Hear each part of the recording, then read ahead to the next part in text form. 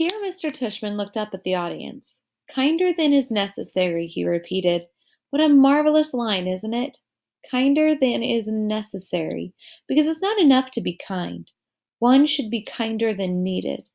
Why I love that line, that concept, is that it reminds me that we carry with us as human beings not just the capacity to be kind, but the very choice of kindness.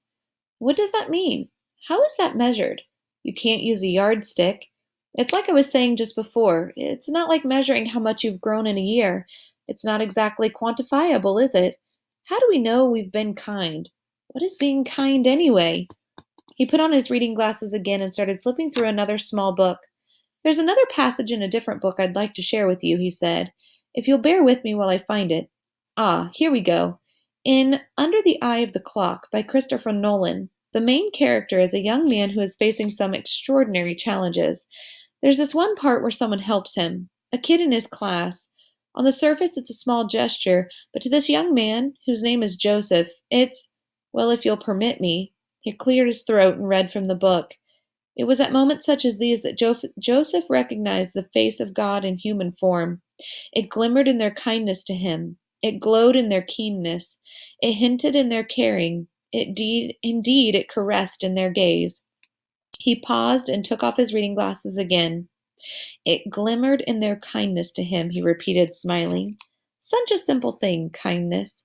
Such a simple thing. A nice word of encouragement given when needed. An act of friendship. A passing smile." He closed the book, put it down, and leaned forward on the podium. "Children, what I want to impart to you today is an understanding of the value of that simple thing called kindness. And that's all I want to leave you with today. I know I'm kind of infamous for my, verbosity." Here everybody laughed again. I guess he knew he was known for his long speeches. "But what I want you, my students, to take away from your middle school experience," he continued, "is the sure knowledge that, in the future you make for yourselves, anything is possible. If every single person in this room made it a rule that wherever you are, whenever you can, you will try to act a little kinder than is necessary, the world really would be a better place. And if you do this, if you act just a little kinder than is necessary, someone else, somewhere, someday, may recognize in you, in every single one of you, the face of God." He paused and shrugged. "Or whatever politically correct spiritual representation of universal goodness you happen to believe in," he added quickly, smiling, which got a lot of laughs and loads of applause, especially from the back of the auditorium, where the parents were sitting. Awards. I liked Mr. Tushman's speech, but I have to admit, I kind of zoned out a little during some of the other speeches. I tuned in again as Miss Rubin started reading off the names of the kids who'd made the high honor roll because we were supposed to stand up when our names were called.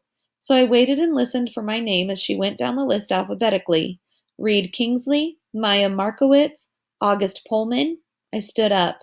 Then when she finished reading off the names, she asked us all to face the audience and take a bow, and everyone applauded. I had no idea where in that huge crowd my parents might be sitting.